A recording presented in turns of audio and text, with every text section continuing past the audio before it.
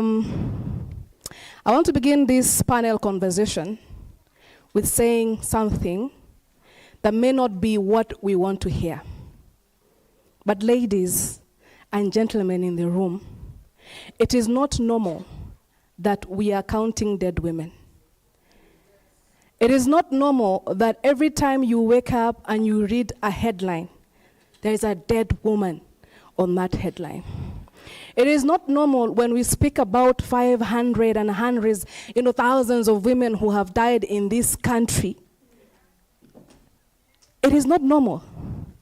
It is not normal for an 18-year-old girl to be afraid of being out from 5 p.m. because she does not know whether she'll be alive if she stays out any longer. Viongozi, it is not normal. Are we together? And so even as we have these conversations, let it be very clear in our minds and souls that one dead woman, one dead girl is too much. It is a tragedy. One loss, one woman dead is one destiny dead. That is one leader gone. We had an earlier conversation around women and leadership. The woman that we wanted to have become the president of this republic might be dead as we speak. So it is not normal that women are dying every day. And because we have gathered here today, as women leaders from across the country, we will participate in this conversation and give our recommendations and make our stand known that enough is enough. No more killing of women, no more killing of young girls. Women are dying in our homes. Women are dying in our workplaces. That is normal. That is not normal, sorry. Do you know what else is not normal? When a woman cannot freely express herself on our online spaces. When a leader posts photos of herself, of what she is doing, and the first thing we do is to harass her or bully her, that is not normal. We are women. We are human beings. We get into relationships. Sometimes we send photos, right? But it is not normal that we should not live the best versions of our lives simply because you have my photo on your phone. And now you want to blackmail me and extort me for money, leaving me with thoughts of suicide and wanting not to be here simply because you are holding me at ransom. That is not normal. Beating women, harassing girls, domestic violence, that is not normal. The right to life, the right to freedom of expression is not a suggestion. It is a constitutional guarantee. And we must chase it. And we must uphold it for the benefit of our women and girls. To help me have this powerful conversation, I wish to invite Honorable Cecilia Ayot, who is a former MC. Let's clap for her as she comes. Na hizi makofi sipendi. Kwanza mato backbenchers. I would love to invite Mr. Wilson Desire. Karibu sana. Dr. Kizi Shako. Karibu sana. Daktari, yes, karibu sana. Miss Ilham Said. Karibu sana. And Mr. Peter Mani. Karibu sana. So I hope we have microphones. Karibuni sana. Let's clap for them.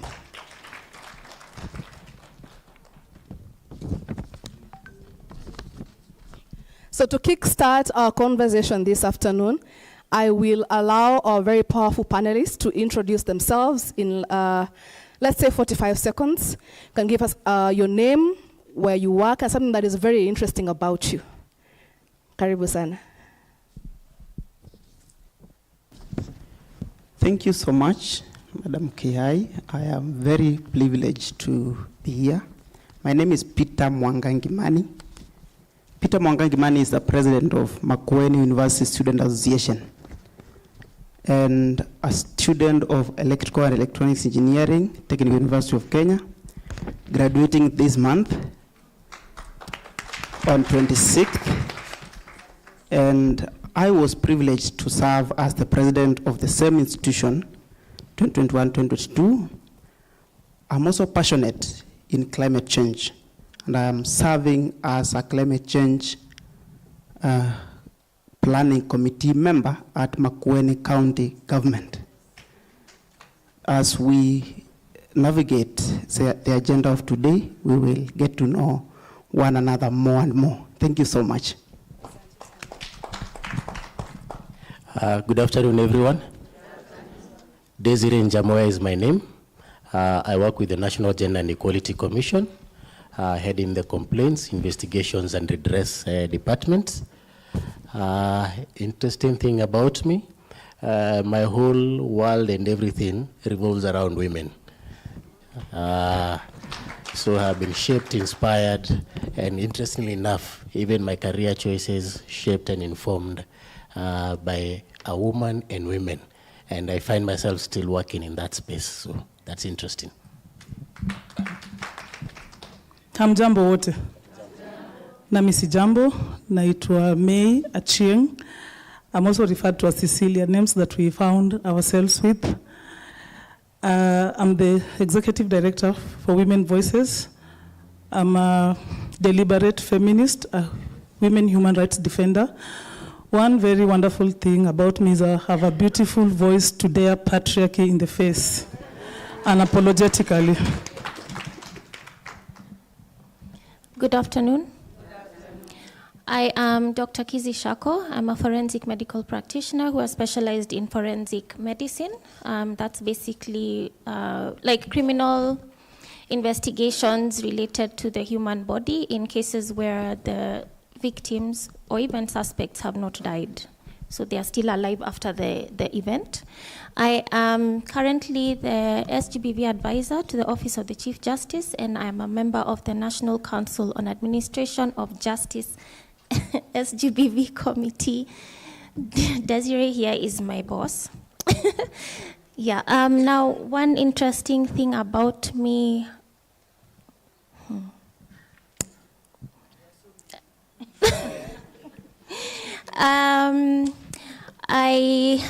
She's talked about she has a nice voice for fighting patriarchy. I like to sing, but yeah, I'm a bit shy and working on that. So next time, maybe there'll be a performance.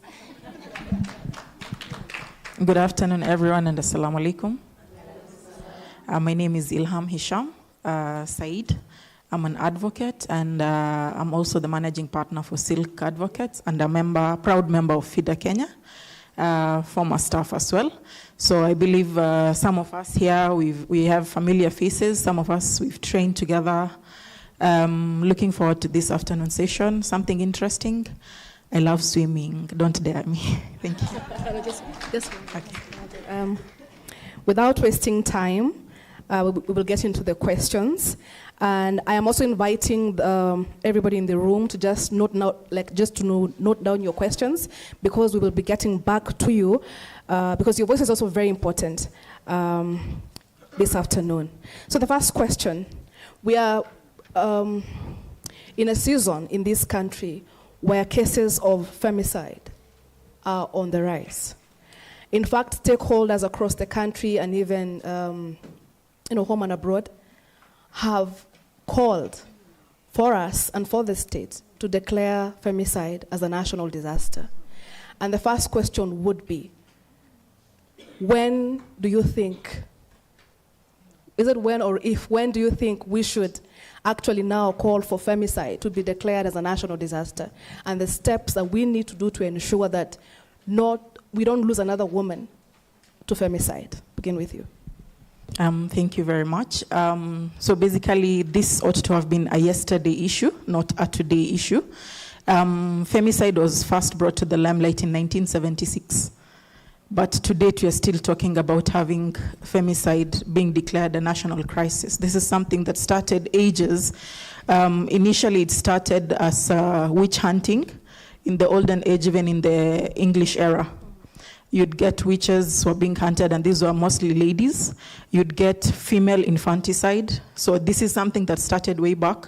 And back home here in Kenya, I believe the time is right now, if it wasn't yesterday. Thank you so much. Good, You yes. want me to answer? Yes, the same question. Please repeat. No, no, I will repeat. Women are dying every day. In fact, I guarantee you that at this very moment, there'll be a headline today of a woman or a young girl who has died. Stakeholders have called for different measures, but women agree that time is ripe for us to declare femicide a national disaster. So the question is time ripe for this country to declare femicide as a national disaster? And what will be the next steps when that is declared? Because it is an issue of national priority in this country. Yeah. Okay, thank you so much. I think the matter of the issue around femicide it's long-standing. It's not new. It's not an emerging trend. It's just that now people seem to be more awake to the fact that there's a problem that needs to be addressed. And yes, we are long overdue as a nation to declare it a disaster, including gender-based violence as a whole. I remember I worked as a doctor with the police, and in 2015, I was already very concerned because of the numbers I was seeing every day, up to 20 victims of intimate partner violence a day, and I thought this should be declared a disaster so that we can have appropriate resources assigned towards tackling the issue. I also think, and maybe, I stand corrected in case I'm wrong, but we don't really have the term femicide or feminicide properly defined in the Kenyan context. And I think we need this to happen as soon as possible, including in the Kenyan laws, to allow, again, resources to be assigned towards addressing this issue, and also to allow for proper data to be collected that can be shared across states. In other countries, a few other countries I've had the privilege of interacting with, femicide is a big problem. And they even have femicide review committees, femicide observatories, just an organization of people, state and non-state actors who come together to identify the patterns that are involved in femicide cases and feminicide cases, as well as identifying trends and learning more about perpetrators and victims and what is going on. So through those processes, which really heavily relies on it being captured somewhere in the laws, they are able to even kind of pick out gaps in various sectors and say, okay, we've seen whenever cases like this woman came to you 3 times requiring help, now she's dead. You did not assist, why not? And then you can now address those gaps. So those are the issues that I would like to mention just now. Thanks. Thank you so much. Thank you very much, Ms. Kibunga. I think this is very, very emotional. It is just totally insane to see the number of deaths of men killing women. I would rather you don't use that femicide that really bothers men. It is men killing women clearly, and they're being killed because they are women and because they have a vagina. It is just too much to bear, and I can't understand why even to date we still don't have a special parliamentary inquiry committee to address the quarry issues. You can see the very traumatizing and violent trends of a woman, her daughter, her nephew. It's just too much. And it cannot be business as usual. We are so sick and tired of seeing impunitive impeachment motion passing, the finance bill, and all the strength that they put in non-issues when we are really dangling with issues that we are so much afraid. Now the schools are on holidays. All our daughters, our sisters, our mothers are out there. We don't know the risk that they're all facing. It comes worst to people like me who are politicians and who are activists and human rights defenders. Everybody who has an issue with you, they'll find around issues. And because femicide is treated with a number of biases, including religious and cultural, it's high time that everyone speaks about it. We would want to see the Catholic Church come strong, the way they did, which I really applaud. One statement with 15 government responses, would really want to see that. And once it is declared a national disaster, then they will deliberately form task forces, committees, allocate money, and fast track all the cases of GBV and femicide? Thank you so much. For me, I would say it is a case of yesterday, but we need a different approach in how to justify it. You've seen the authorities responding, going the data statistics way, that even according to them, it's not many women who are being killed as opposed to men. But then I would say let us go back to our statistics and putting it out there in the year of 2024 to date, how many women, and go beyond that and classify each and every death, because there are processes, the events that lead to their death. And in those events, you'll find a woman may have raised an issue or an insecurity. It was never attended to. And therefore, the question of a lack of support services contributes to government's duty to protect the women on the one hand, or the vulnerability of women. Two, lack of government support services for the mere fact that a woman is recognized as a vulnerable person, so you don't have the budgetary processes taking care of the necessary infrastructure like the police and investigation to structure them and equip them in a manner that they can be able to respond to protection, and if it happens, to address the issue. And before it happens, the protection in itself. So if we declare it a disaster, then it will enable us to rethink all those failures or mishaps in the system. Asante sana. Thank you so much, Madam Kiai. I am first of all emotional about the question because the first time I heard about a woman being killed and I understood what that meant was in 2018 when Governor Obado killed Sharon Otieno. That is the first time I heard a case of femicide, and I understood what that meant. The recent one that really hit me and my organization, that is Makueni University Association, is the one of Rita Waini from Makueni. She was part of us, and the gruesome death that she underwent, it is not something you can even wish your worst enemy. And just adding to what my colleagues have said, femicide is already a disaster. It doesn't need to be declared. We just need a special paper issued, just communicating, because we are already in a disaster. And not only femicide, I think we should protect life. Life of a woman and life of a man, they are both lives. This morning, I have woken to a very sad news in Busia, where a woman has stabbed her husband to death. And such has been happening even from the people we expect them to protect our lives. We saw what happened with Gen Z. Nobody is now speaking about it. We are silent as if those were not lives. I think we need to just have an overall around how we deal with a case touching on a life of a human being. Because life is sacred, and nobody, even above the law, has the right to take a life of their fellow human being. And conclusively,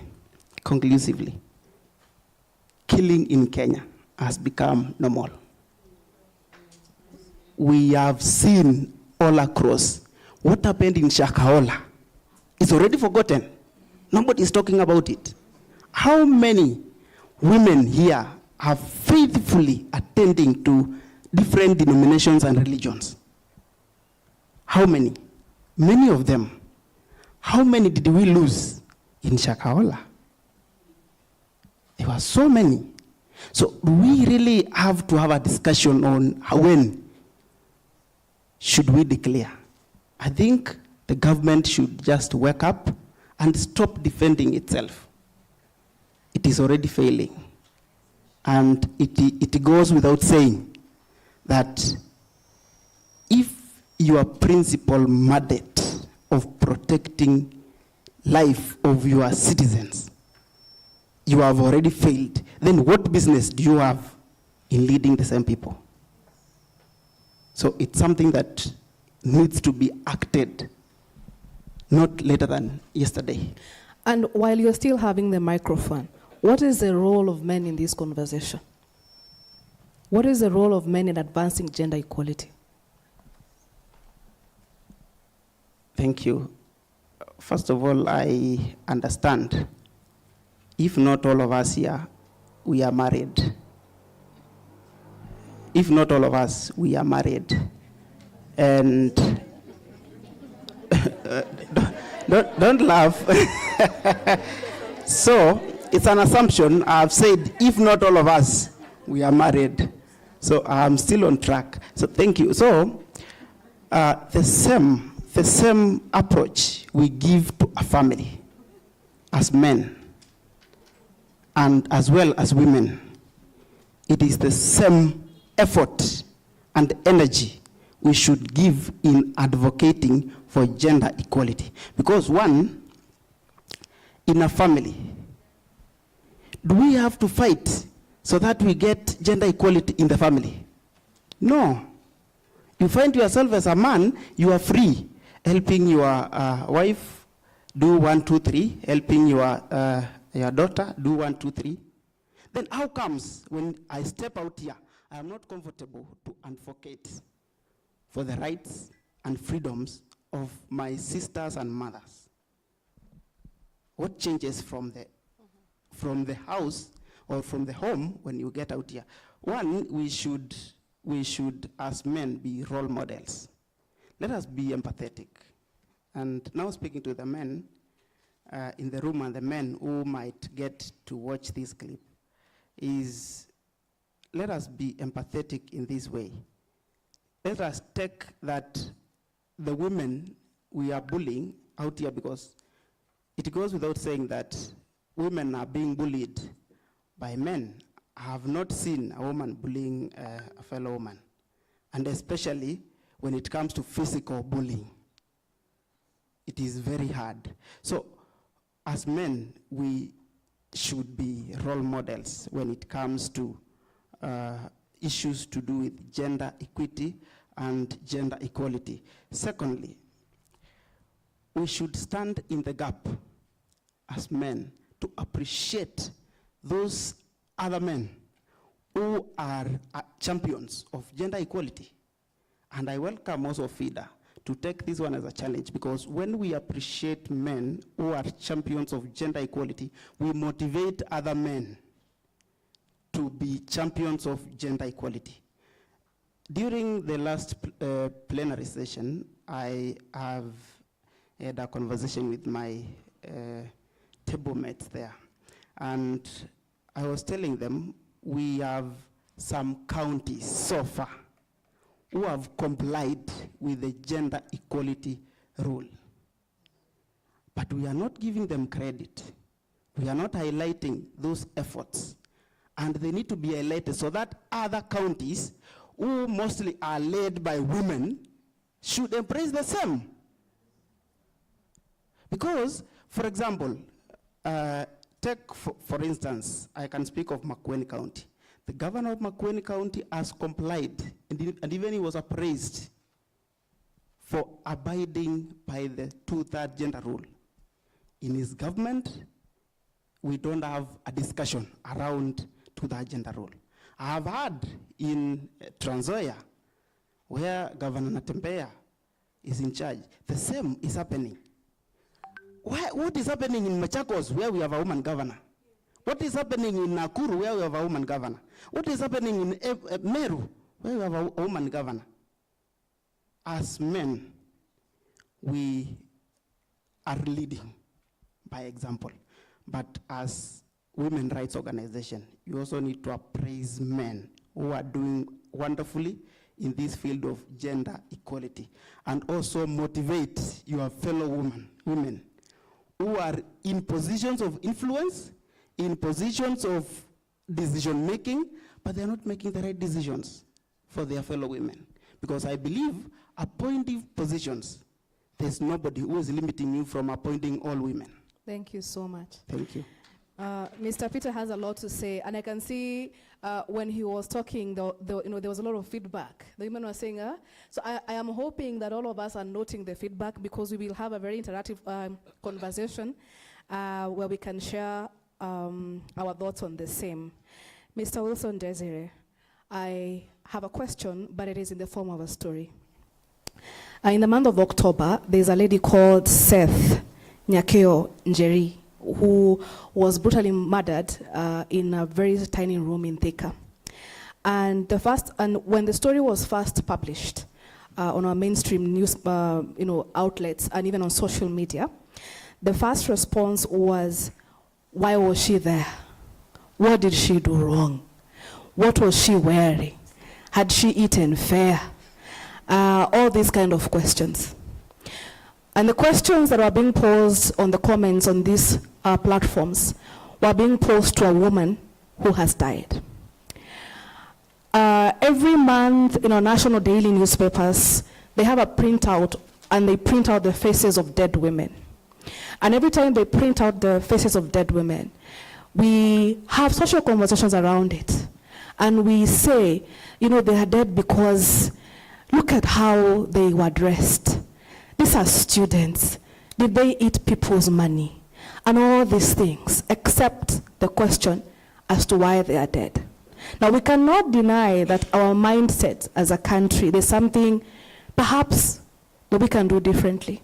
So, Mr. Wilson, what can we do to change the mindset of every Kenyan to first ask the real questions at hand? And those are the questions of why are the women dead and who is killing these women, as opposed to victimizing the women even in death. Okay, a bit tough.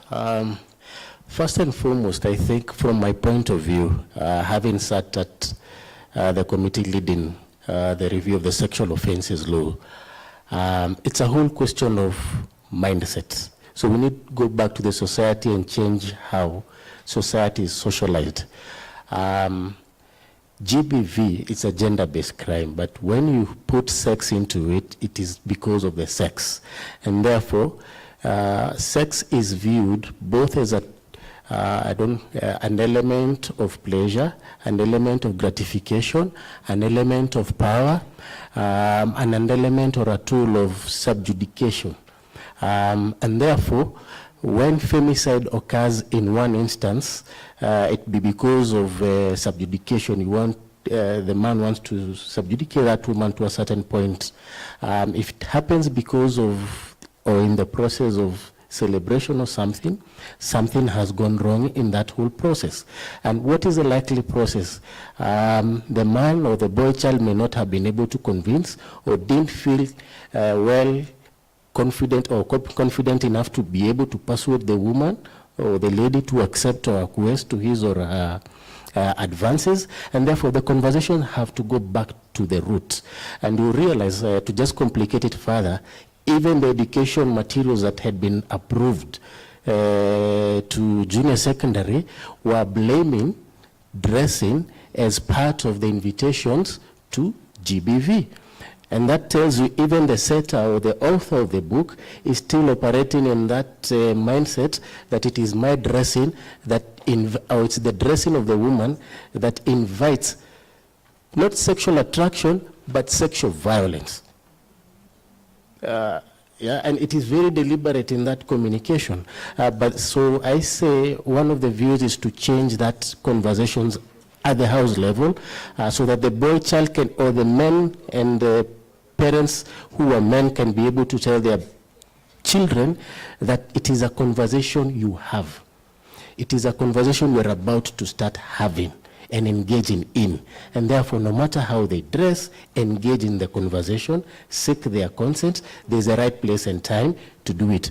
On the other hand, when it happens as a form of subjudication or when it happens in a form of power, then we have to ensure that our legal mechanisms are able to take into accountability, into forefront. So you find our investigation processes still have a big way to go in terms of investigating online facilitated GBV and even bringing them into culprits.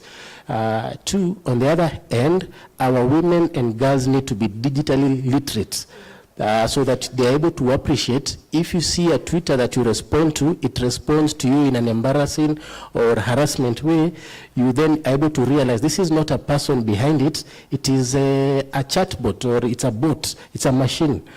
So digital literacy again needs to be enhanced and increased right from the lowest level upward.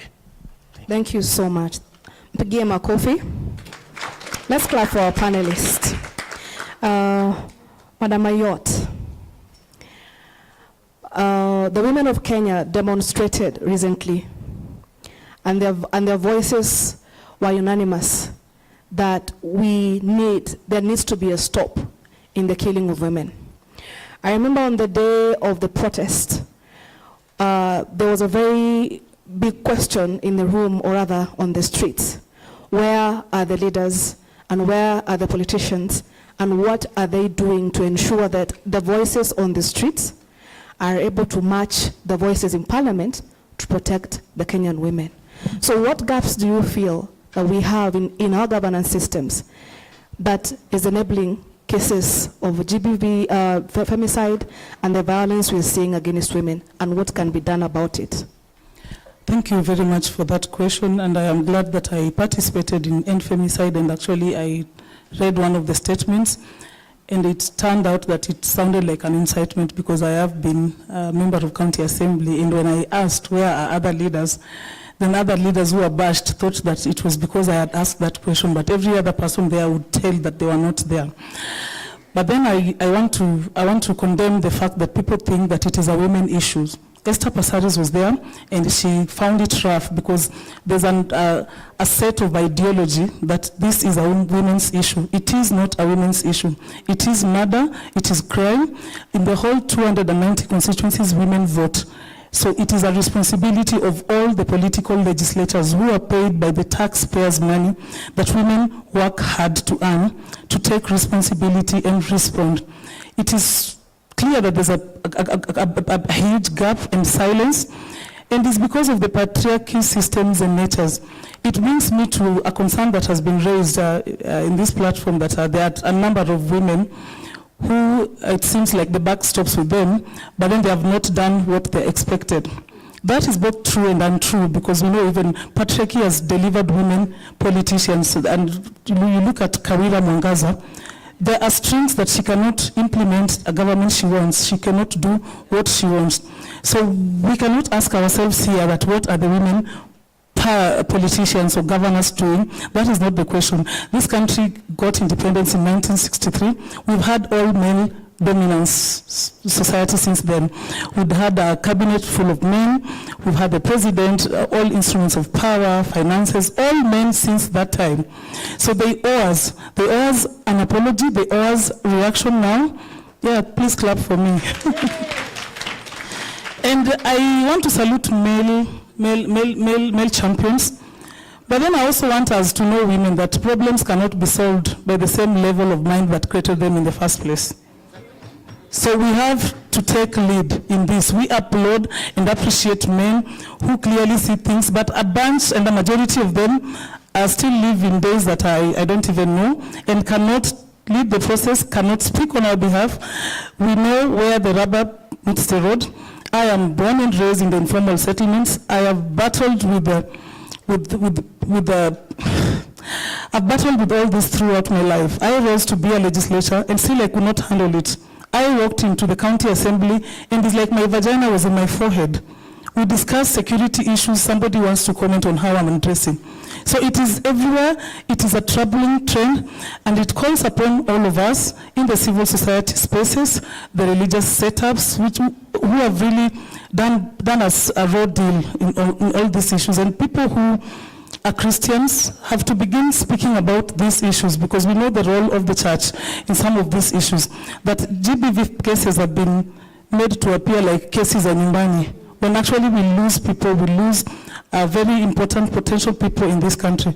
So it calls upon all of us. There's also a concern that has been just spoken about, how somebody was dressed and at Alikula Fair, all those nonsense and crap. A lot of us have a lot of money. We've not killed anyone in pursuit of sex. And they have also eaten our money. Women speak about giving their husbands loans that they don't pay. None of us has killed anyone. And if you followed the end femicide research that was done, a big percentage of women that were killed were in a marriage. It was spouse kind of a relationship. Then the second number was women in relationship. Only a small number, they're the ones that they want to say at Slave Queen, if you want to kill a dog, you give it a bad name. There's nothing like that. When we speak about rape, we've seen men rape infants. Do they look sexy in their diapers? So it is a whole question of madness, and all these are neither here nor there. Santi sana. Let's clap. Germany, Yeni, all these powerful points. Huh? Daktari, the doctor in the room. We are now seeing that it is not enough to just kill a woman. We will kill that woman and we will cut her up. And then after we're done cutting her up, we will boil her first. We will boil her, and then we will spread her body parts across the country and in quarries and in dams. And the question is, in your capacity, in your professional capacity, should we be worried that we stand to lose out on justice? The women of Kenya we stand to lose out on getting their own justice, because now even evidence collection is a problem. We can't trace these women. We don't know who they are. So at the end of the day, how do these women get their justice, and how do we hold the murderers of these women accountable if we cannot even trace their bodies, if their bodies are all over being boiled and being dismembered? So what should we do? That's a tough one. It's actually very, very disturbing to see what's been happening of late. I'm even scared of watching the news these days, because it's really worrying. Yes, we should be worried, because already the rate at which women are being killed is alarming, and the manner in which they are being killed is even worse. So I'd just like to add that if you look at the research and the literature regarding femicide and mutilation or dismemberment, a lot of these kinds of crimes are committed by people who have mental health issues. Now, mental health issues does not mean they don't know what they're doing is wrong. It's just that the majority of them have mental health issues. So there is a huge mental health discussion that needs to be had in the nation. And we've been hearing about it, Kenyans are having, we can see there are trends in that reflect mental health problems and all that. But now you can see the fruit of what is going on. This could be a fruit of a mental health problem in our country as a whole. I also want to just add that in terms of investigations, every case has to be looked at on its own, uniquely and individually, because different cases have different events and activities that took place. So if we just, for example, there's the lady who was found killed, dismembered, boiled, that really horrific one, and her body parts found at the cemetery, right? So if we look at that case scenario, there was a lot more evidence beyond biological evidence that was used to come up with a preliminary report on who this person could be, by using CCTV and digital footprints, just to see, this is what happened, this is where she was seen last, and so on, and following through. And we have seen that our police officers can actually really do a very good job when they decide whatever it is that influences the quality of work, they can do it. And so, but there are also cases where you will find remains, like my colleagues have worked on partial remains of females who were killed and found in forests, some with children. You can see this is an adult skeleton, this is a child skeleton, but it's incomplete, meaning the other part is somewhere else. Now, in such a situation, it can be very difficult to determine what happened here.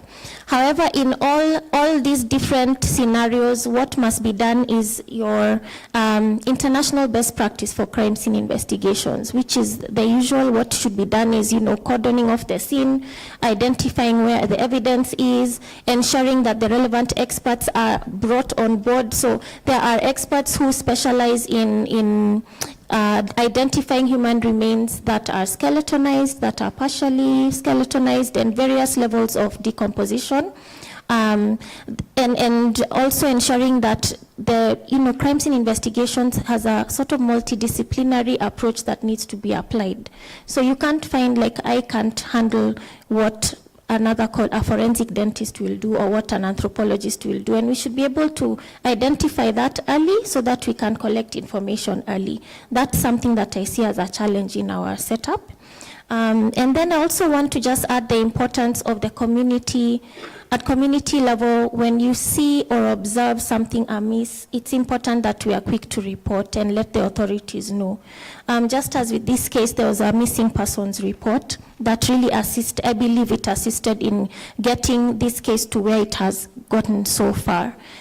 So yeah, I don't want to say that it's impossible to identify the factors that have taken place within different crimes related to femicide. It must be noted that every case has to be taken on its own merit, but it can be done as long as everyone who needs to be brought on board is brought on board.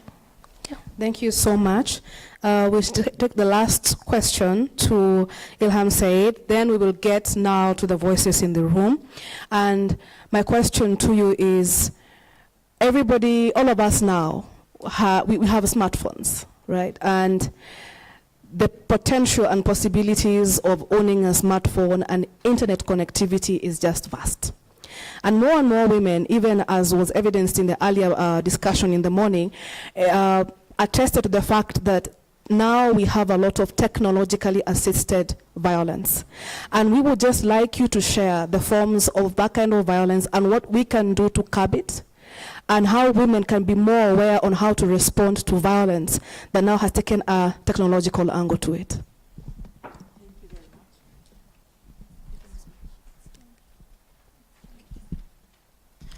I don't know whether the mic is telling me time is up, but hey, okay. Technologically facilitated gender-based violence. Some of the technologically facilitated GBV would include cyberbullying. We all know what cyberbullying is. There is sextortion, whereby somebody is blackmailed such that if you do not send me money, then I'm going to send your nudes. And we've seen this especially with our female politicians. They're normally sextorted. There is also sexting, where somebody forces you or tricks you into sending sex messages. I don't know if there's anyone in the room who doesn't have a smartphone. And if you don't, I know very well that you're going to purchase one at the end of this conference. Everything is now digital. There's need for digital literacy, but then there's need to also be able to understand at what level. We've seen that research has shown that between the ages of 12 to 17 years, the teenagers, they are the ones who use internet the most. So this is basically where one gender compromises the other using technology. So it could be via the mobile, it could be via the internet, it could be via the dark web. The dark web is the internet where somebody cannot be easily traced, or it can be the surface web. The surface web is the normal Google and the social medias. Si tunajua social media? Give me some of them. TikTok, Facebook, wazee walikuwa Facebook, sindio? Instagram, which is the new one? I've been told Telegram is the worst. The other day we had the president saying Telegram should be switched off anyway. Communications Authority of Kenya is there to enable such things to be curbed. So when it comes to reporting, there's the Communication Authority of Kenya. They have the Kenya Incidents Response Team that is ready to respond to such incidents. There is also the DCI. They have a special unit, and they also have a toll-free 0800 222 203. So if anyone has an issue to do with technologically facilitated GBV, they can report to the DCI as well. You can also use the normal GBV lines 116 to report such incidents. So apart from cyberbullying, there's also live streaming. And for children, normally there's what we call grooming. Grooming is where somebody is tricked into accepting to do what the person is saying. So you can find sometimes not even just children, but even adults. There's the online sexual exploitation abuse. We've heard of stories where utapata msichana alitoka Busia, alitumiwa fare, akaenda hadi Mombasa. Kufika Mombasa, she ends up being killed. Yeah? This is whereby we accept strangers and they befriend us online. So as parents, as mothers, as sisters, as fathers and brothers in the house, it's very important to also recognize such situations whereby utapata maybe somebody is exclusively with their phones. You don't know what they're doing with their phones. Many mothers here would be more worried about the child's health rather than knowing what the child is doing on the phone. Nowadays, you get children, even in nursery schools, the first thing they come home, they rush to their tablets or to their phones. They start playing games. Some of those games, they have internet usage. With the internet usage, sometimes they play with strangers. And some strangers can act like children and call themselves children and even want to meet with those kids. But in real sense, they're adults and they're manipulating the children. So children can be manipulated even through games. And it's very important for us to be cautious. There's also smart when it comes to technology. You need to set your limits. As much as we're using social media, you do not want somebody to use your photos. So there's the privacy settings. You can always go to the privacy settings on any account that you're using, such that somebody cannot have access to your social media without your authorization. Then there's the issue of meeting people online. You must be able to differentiate the person that you're going to meet. And if you're not comfortable, you can always ask a colleague or a friend to go with you. Then there is also, that's the SM. Then the A would be for you to accept. Many a times you'll get friend requests. Cindy, you just accept friends. Una accept friends, you don't know whom you're accepting. Some of them can even hack your account. Then there's reliability. You should be able to gauge and see some of the messages that you're receiving. You have the right to decline friend requests. You have the right to decline somebody who talks to you in a bullish manner online, somebody who is probably sextorting you online. You can always report such things. And then the T for smart would be to be able to inform somebody that you're comfortable with and to report such matters. Technologically based facilitated GBV normally also starts as a friend request. You befriend, then incidents happen, issues of femicide, issues of assault, and what have you.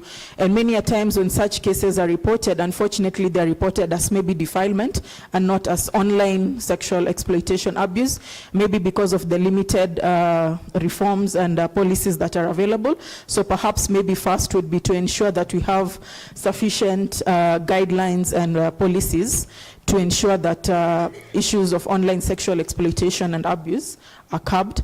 I know last year the Chief Justice launched the online child sexual exploitation and abuse guidelines, but we're yet now to have for the adults. So maybe we're on the right track, but there is much more that needs to be done. Is it 3 days ago we had the first case that was determined in Kilifi. A young man had sodomized 2 boys. And apart from sodomizing them, he took photos and also posted them online. So he's been given life imprisonment. So that's a good deterrent measure for the perpetrators. All right, thank you so much. Let's clap for a very wonderful panelist. At this moment, I would like us to have a very brief interactive session. I know the discussions around women and sexual violence on the bodies of women and femicide can be very heavy, but as we said, we are women. And every time women gather, we must strategize. Sindio? Lazima tupange hii maneno. So at this moment, I'm inviting questions, feedback, from the voices in the room, and then we will have a last round of questions before we wind up. So, yes, the ladies, perhaps you can have somebody who is helping us move the microphone around. Yes, I'm looking for the microphone. They have the microphone? Yes. You can move the microphone around. You can come for it. Yeah, it was at the back. So we have the lady at the back. Yeah. She went first. I see you. I see you. So let's keep it brief. Thank you. My name is Letitia Mwavishi and I work for FIDA. Any panelist can respond. For me, I think the biggest conversation that we have had is changing the mind shift around this issue around SGBV and femicide. So my question would be, what is in a name? Because I think we've had this conversation when you're mentioning femicide, then the conversation now takes in comparison, even men are being killed. When you mention issues around SGBV or you say GBV, then they're more inclined that it's a woman issue. So for me, I would want to understand what is in a name so that when you're bringing out that we want to declare femicide as an issue, femicide in terms of legislation, what value will it have in changing the mind shift within the society? Thank you. Thank you. Thank you. I'm really not asking a question, but I would like to encourage us. One thing is that we cannot separate mental health from the vaginal deaths, or femicide as we want to call them. This is because personally, I've been in that situation, but today I stand here able to give my testimony that women get pushed to the wall. Personally, I got pushed to the wall, and this happened even after the divorce, and the man kept coming around. And one time I was held by the neck on the wall. I'm hanging, my legs are like, I'm playing with my legs because I'm trying to get my freedom, and I couldn't get that freedom. And then this continued. Remember, we are divorced, but the man kept coming home. I am from the bathroom, he sneaked in when I didn't know, and when I got out of the bathroom, the bedroom door was locked. So I'm here with my towel. Actually, by the time I was being held on the wall, I was naked, purely naked. Then, of course, with noise and all that, I'm delaying for work and things.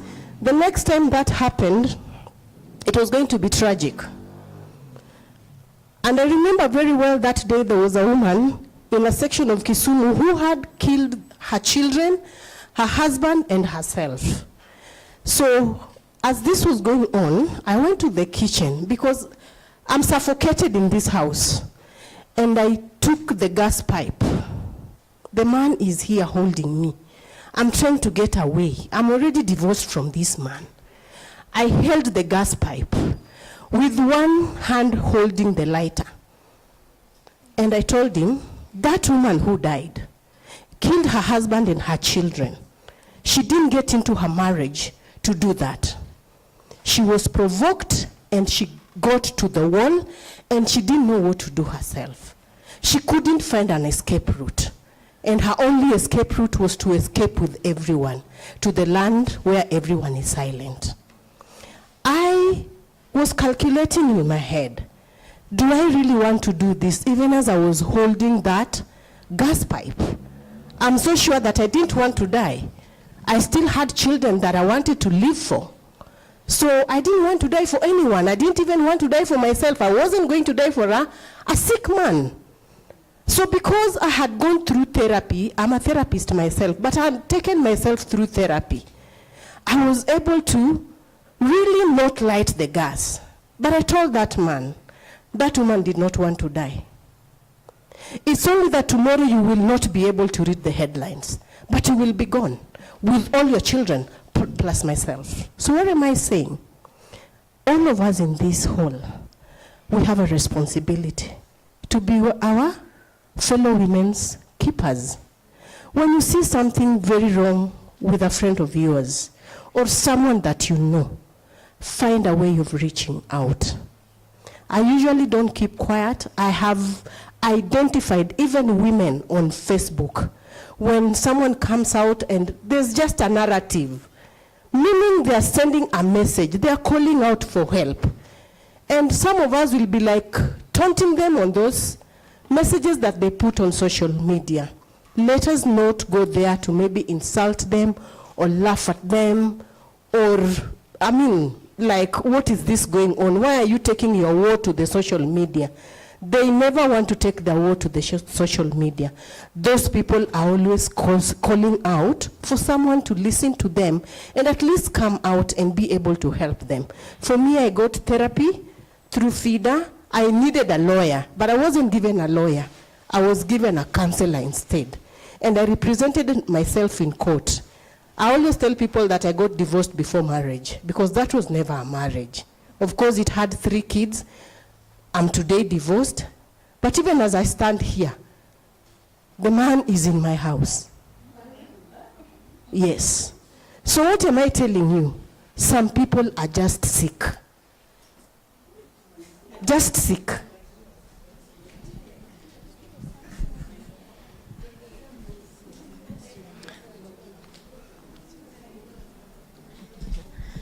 So as we digest the last statement my sister has just made, for me, I think when we began, my name is Michelle Oyuga, I'm with Akina Mama wa Africa, and when we began this conversation, I remember the ED told us that we began this year, FIDA began this year with a press statement, and is ending the year with a press statement, and I believe another communique.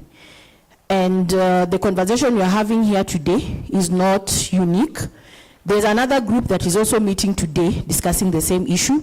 Last week, the State Department of Gender also held a forum to deliberate on the status of femicide in this country. So what am I saying? There are a lot of platforms for deliberations. We are all talking, and at some point it looks like a talk shop.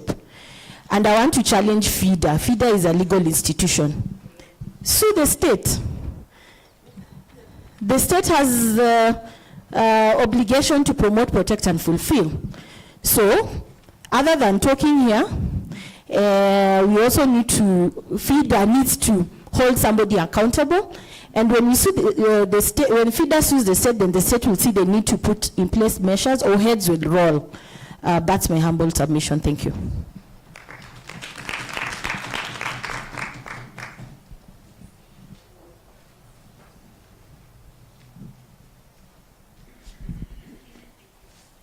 Yes. I'm really stressed by the story. My name is Victoria Ndenya. I'm a gender-based violence survivor. I was divorced with 4 girls, but I got married again. I had 4 girls, and I had to take care of my girls. And I was married to a police officer. And at the time when we had the issues of gender-based violence, he could threaten to kill me. And because I was Charlotte Maliana Wake, I had attended several meetings and learned about gender-based violence. I escaped and I went to court and I divorced. I'm happy living with my kids because my kids are my strength. I have 4 girls. One is married with 3 grandchildren. Second one is a teacher with a degree of honor. Third one is doing mechanical engineering in Kakamega. Atamaliza next year, God's willing. Na ule mwingine amejoin degree ya community work. So women, kile ile kitu nimekuja kujua na wamama, unaweza kufinyilika na ukae tu unachunga watu watasema nini kuhusu hiyo ndoa yako. Unagandamizwa, unalala nje, hakuna kunegotiate mambo ya sex, mtu amekuja saa 10 na uko hapo na familia. Kwa hivyo I will urge women, as we go there to train our fellow women, let's speak out. Let's talk to our women. Mimi nilijitokeza, and it's when I started Women for Women CBO. So the bitterness ndio natumia kusaidia wanawake wenzangu. So I speak about it, I don't fear, and I'm happy. Kama ningekubali kugandamizwa, ningekuwa vile niko sahi. Nikisema niko na 4 girls na 3 grandchildren. Can you believe? Can you believe? So women, let's speak out. Let's talk to other fellow women and start doing mentorship programs to schools to tell our girls and the boys the danger which is coming so that they may be prepared. Thank you. Thank you so much. Can pass the microphone. The chair, Rais, we're together, and Ms. President. Now, I want to say this. The mothers or the ladies are very close to our youth. And the ladies are smart in ICT than the men.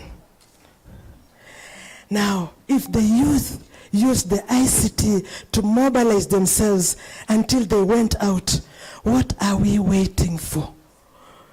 How many women do you want to hear and discuss in forums? It is the high time we come out like the way Gen Z did. We need also to come out. Wangari Maathai did it for us. She took all of us outside. We were out there at KSCC. We spoke. It was hard time during Moi's time. It was not easy, but she led us out. My fellow ladies, what are we waiting for? How many do you want to hear? How many should be recorded for us to come out? I think it's high time we stop talking in the rooms and go out, because this is the language the government understands. We walk out in the streets. We mobilize ourselves the way the Gen Z did. We are good in ICT. Talk to one another. Talk to the women in West Pokot, in Turkana. We come out the way the youth did, and we speak out. Hey, thank you. So the last two, the last three. All right, I see you.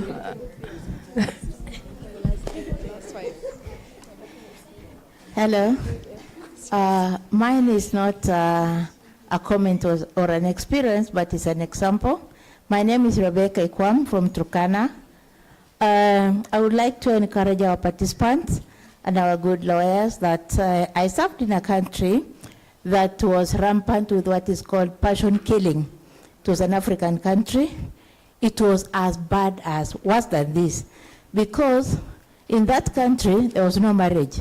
There was something called girlfriend, boyfriend. You are 60 years and you call the father of your children boyfriend. The children called their father my mother's boyfriend, and called the mother my father's girlfriend. Because I understand when after a brief, I wish I was a lawyer, I would have followed it a bit.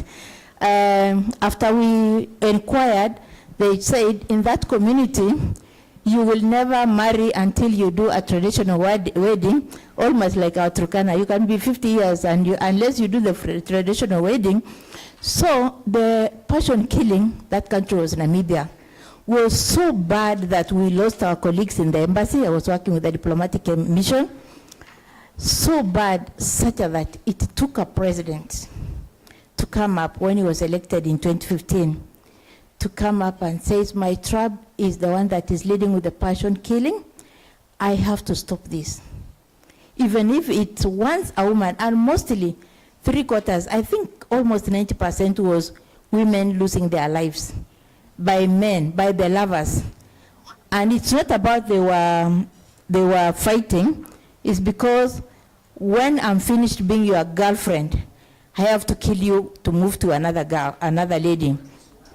So President Age, when he was elected, he just said, I have to stop this, even if it's to kill a man after doing this act.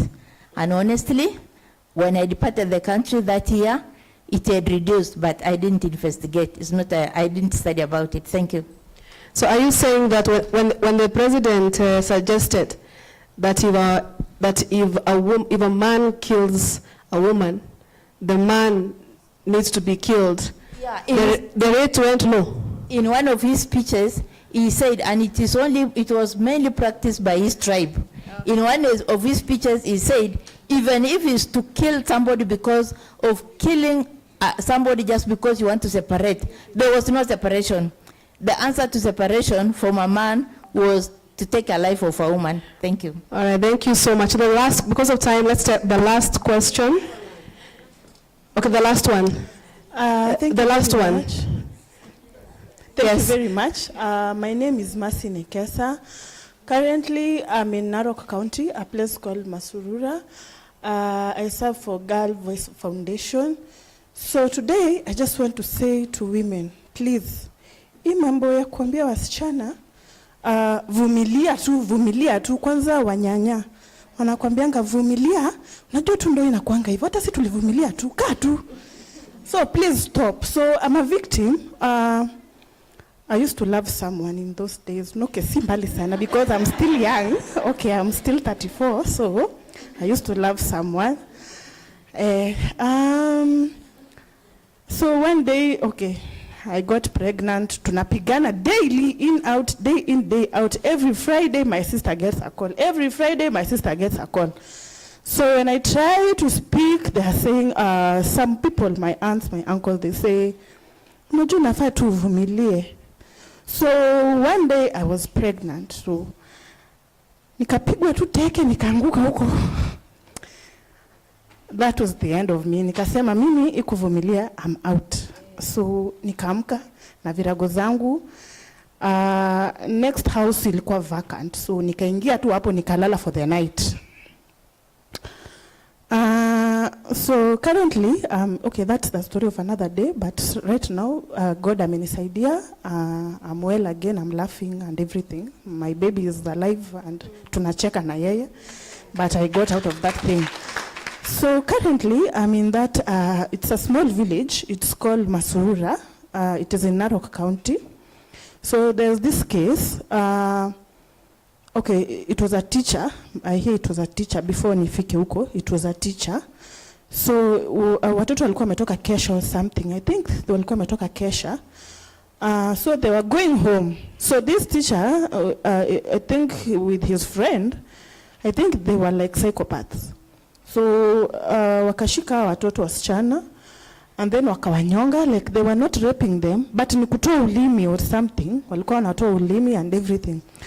So later on, nikauliza, what happened? Wakasema, you know the Maasais. Oh, Mungu ni say, okay, pole, if a Maasai is here, sorry. They say, so unajua tu, walikana wazee, wakatoa ngombe 50, alafu hiyo story ikaishia tu hapo, hata hatujui. So when I'm here, when I'm there, naenda soko, it's a place called Center, naenda soko, natembea, and I'm being told, ni huyu ndo alishika wale watoto. I'm like, anatembea tu, like, it's not a big deal. What can we do about it? Like, okay, you see, I'm a Luya, and I got there, I meet Maasai men, and they're like, tunajua umesoma. So, kaa chini kwanza madam, kaa chini. So my boss is called Paul Leparan Kimeleng. So I usually try to pester him, so to speak out for them.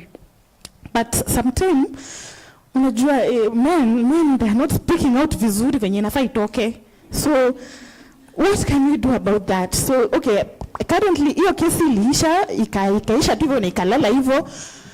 Such cases, in such places, mali hapajulikani, because it's just a community, like, ile community ya babu yake anaishi hapo, anko yake anaishi pale. Such places, what can we do about it? Thank you. All right, thank you. So, the lady, you know, because of time, there's this lady with the green, has checked, yes. Last time I missed the other panel. I missed. Sorry. 30 seconds, madam. Okay, thank you very much. Let's stand next to her. Stand next to her. Yes. Thank you very much. So thank you very much for this one. I'm Egidia Jerry. I work with Athletics Kenya. This issue of femicide you are talking about, we just started it in Athletics Kenya in sports like 2 years ago when we lost 4 girls. And the famous one was Agnes Rob, who was our Olympic champion, if you can remember very well. Another one from Kirinyaga, another one from Ukambani. My question is just goes, I don't know, to all of you in the panel, that we have the president forming those commissions to the inquiry of those. What happened to these inquiries? And whereby Madam Kathleen Dereva was actually the chairperson. Just the other day, last week, we saw the women reps, the GAF. They have come out in the social media posting that they are going all over the country, try to, this case of femicide, they are coming to talk to the people. So now I was asking as a reader, they posted in the social media, whom are they coming to meet? Who is organizing these ideas? Or it's just somebody, getting money. And then the other one is, later 2 weeks ago in Kiambu County, where she comes from, we heard a woman who was saying that she was using, the kindergarten children. She was showing them on, what do you call them? And then, what happened to the case? We just had it 2 days and then it disappeared. The Madara killings, we just hear them in the newspaper, in the radios, in the court, then they disappear. So is there any, am I in negotiated democracy? Thank you. Thank you so much. Betty Kimani is my name, from Kikuyu constituency. I want to start off with a question that I had for the previous panel. Honorable Wanjiru said that as women, the seats that we get, we must work, we must show what we have. But we are failing, our political parties are failing. Yeah. Are you saying me well? Now, our political parties are failing us. Why? Because they just get somebody from there to just nominate. We have people in the community that have worked tirelessly to change a certain thing in the community, and these people are not being recognized. So even as we nominate people, let us not just nominate people because they know somebody. Let us have a track record of what those people have been doing. And then something else, I don't know why this lady did not say that she's working in a community whereby FGM is still continuing. She says that people are going to Uganda. She's from Narok, neighboring those other countries. So she told me yesterday as we were engaging, she told me that in Narok, people are taking their girls in Uganda for FGM. And then once they come back, they finish, they come back. That's a challenge, and I think FIDA should advance in such counties. And also to look at kangaroo courts, because if we're told to give ng'ombe alafu kesi inaisha, that is an end result of mental challenge. Something else that one panelist said about cybercrime. It is important for FIDA and its partners to advance women's digital literacy so that women can be able to, Yes, to counter the attacks and also to have a resilience for women to be able to survive in online spaces. Lastly, our political parties, once again, I am very much into political parties because I am one of those people who went for negotiated democracy, and it still hurts till today. So we don't have policies that are doing with harassment. That is anti-harassment and anti-discriminatory policies. Our political parties should have this so that women, so that we can create safer, more spaces for more safer spaces and more inclusive involvement, and encouraging women participation and their retention in political and governance spaces.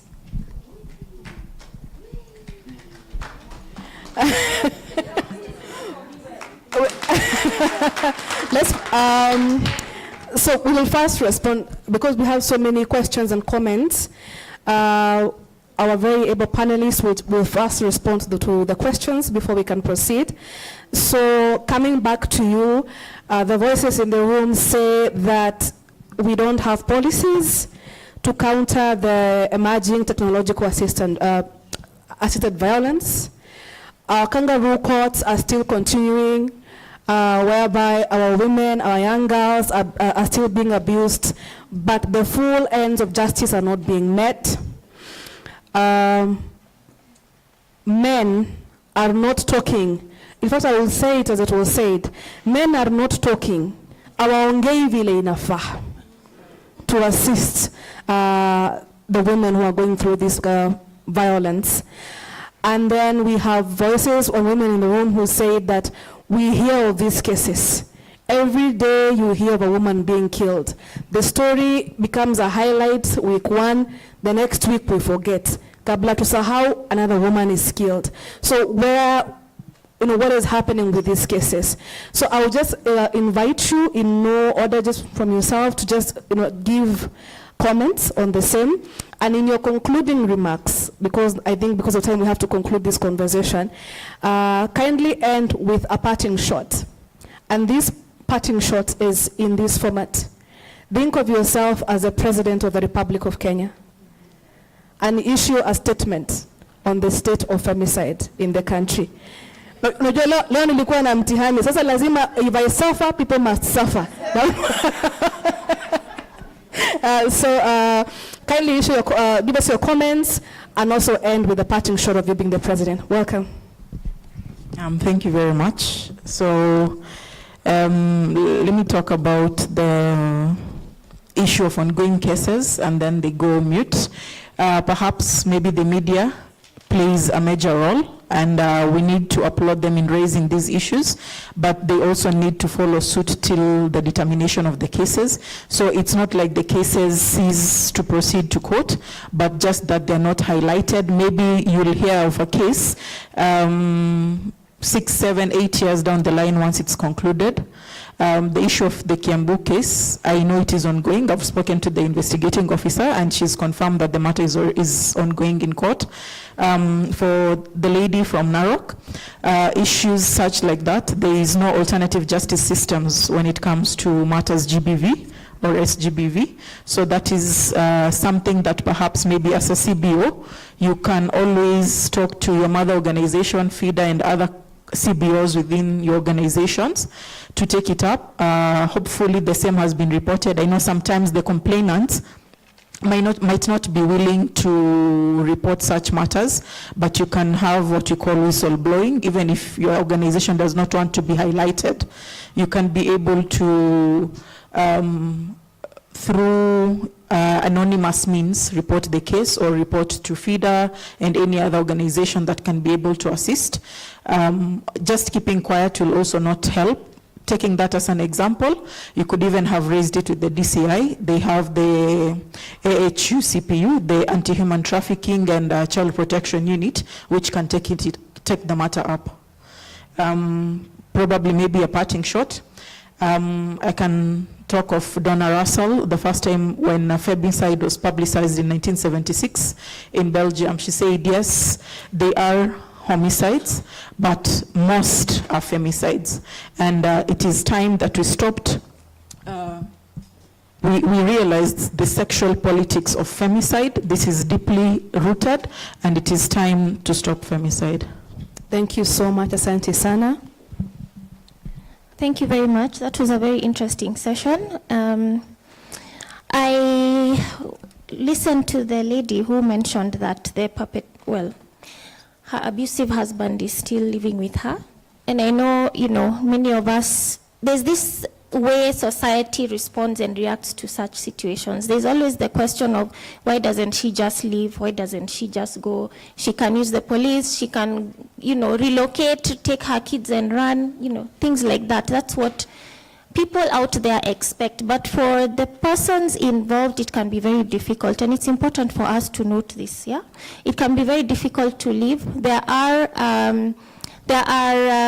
abusive spouses who will not let you go. They won't. If you move, they come. You move, they come. You move, they come. They'll frustrate your efforts so much. It really needs a lot of thought and even financial muscle to successfully flee from such a situation. However, I still think, anyway, we'll meet behind the tent. Then, one of the things that I've picked up on is that there's one of the causes or things that promotes violence against women and girls is patriarchy and the continuing generational patriarchal mindset that I see day in, day out. I've observed very many males especially who don't really stop other males from being violent, or if they do, it's a one-off thing and then they stop talking about it. I think it's important for us to realize that the people we spend time with have a great influence on our own actions. There's a couple I met, this lady I met, she needed a P3 form. She had moved from London. She'd been there for about 2 decades with her husband.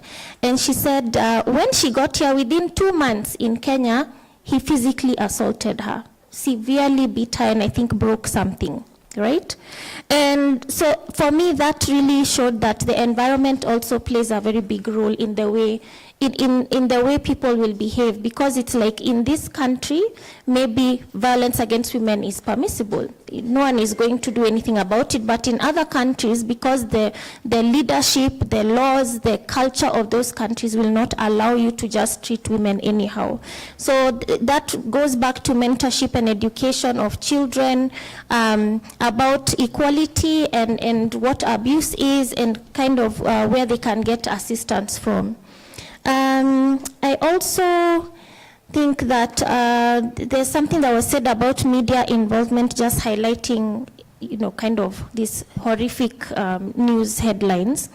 But you can also see, sometimes if you follow, you'll find that they keep updating you, but it may not be very loud. However, I do believe that it would be good to see more of the penalties of these crimes rather than only the crimes themselves. It would be good for the nation to see that there are consequences to your actions. Yeah. As a parting shot, before I forget, I wanted to just, in case there's anyone listening through whichever platform, it's important for us to realize it's important for victims to ensure that whenever they get hurt or their children are hurt in such domestic issues especially, it's very important to get medical treatment and have a report generated for you. Please keep that report, even if you don't want to do anything at the moment. Having that medical record that shows I sustained injuries, my child sustained injuries, is important because it can act as evidence that might help you later. In the event of death, that medical record might also still provide information that would not otherwise be available. So please ensure you have a medical record and OB number. Then as a parting shot, if I was president, I would encourage the community to call out perpetrators, because there's a lot of secrecy and people are afraid of reporting. They don't want to be involved. People don't want to help their friends or their neighbors. I've seen it severally. So I would encourage the community to just generally call out perpetrators, let the investigators know what is happening. If you look at the Kilifi case, where there was over 100 pregnant children sitting exams, I think last year or something. And when the police went to investigate, no one would say who the fathers were, who was doing the defiling. So you see now they can't really proceed unless you arrest a whole village and subject everyone to forensic DNA analysis. So there's a huge community aspect. I would want the police to have a budgetary allocation to deal with SGBV specifically, and even encourage the police to have an SGBV unit that deals with GBV, child abuse, and femicide issues. And I would also, I think one of the issues we have is the sheer fragmentation of services, which I keep mentioning. Every ministry is doing something in GBV-related issues, and then it makes it difficult to know, there's no cohesion, and we need cohesion also to avoid duplication of efforts, to avoid wastage. There's a lot of wastage going on. So I would begin by establishing an SGBV agency of sorts, just to kind of bring everything together and monitor and evaluate what is happening and the support availed by development partners. Yeah, so thank you. Thank you so much. Asante sana. Mheshimiwa, talk to us. Thank you very much. I will take the one on political parties. And we are all aware that the political parties are funded by the taxpayers' money, and they get the political parties fund. So it is our responsibility to push for legislations and ensure that they are implemented so that political parties will curb misogynic utterances of our male counterparts, right from campaigns, because they send very wrong signals and they incite people and they make it a prevalence for gender-based violence, especially during electionary period. Also, when we speak about the registrar of political parties, again, these are funds from the government coffers, and therefore we demand that when they take the IEBC list, they have to be compliant to the 2/3 gender rule. But here we must be very awake, because what they usually do is that they put women's name on places they know they have no numbers. Like for instance, in Kibra constituency, where they know it is a male dominant for ODM, they will not put Ayot Cecilia as the member of parliament. They will look for a place in Kiambu where ODM has no numbers. See, when you take the list, they count the general list, not per constituency. So we have to be very keen that they put women name in areas that they have won those seats before. Are we together? They will do in places you will not win. So utakuwa tu na certificate ya ODM that or any other political party that you might file weke kwa frame and say that I went to the ballot, when they know that you are definitely dead on arrival. The other thing that I want to speak about is that the media images that we see, and I want us to relate the violent and very crude acts of the perpetrators. Sometimes it's to scare people, so that even immediate family members cannot take that case. Like you see what they did, and they know you very well. So if they reach your sister or your cousin or your mother, it means they know you. So you see the kind of the things that they have done, then it really scares you to even start mentioning or participating in investigation kind of procedures. So we would really recommend that media, we do not necessarily need to see those very horrific images. I would go by your idea that let us see the end results, like what happened, what measures were taken. And now, because I only got this opportunity to be the president, I will not think as ati kama ningekuwa president, mimi ni raisi wa Jamhuri ya Kenya. And therefore, as the president of Kenya, I want to promise all women that my government will ensure that women are protected and dignity is upheld. And therefore, I declare a national emergency on femicide and gender-based violence. And therefore, direct immediate formation of a national femicide commission to investigate all femicide cases and pursue them with very limited time. And also, I direct that we also have a national task force to investigate all gender-based violence and femicide cases.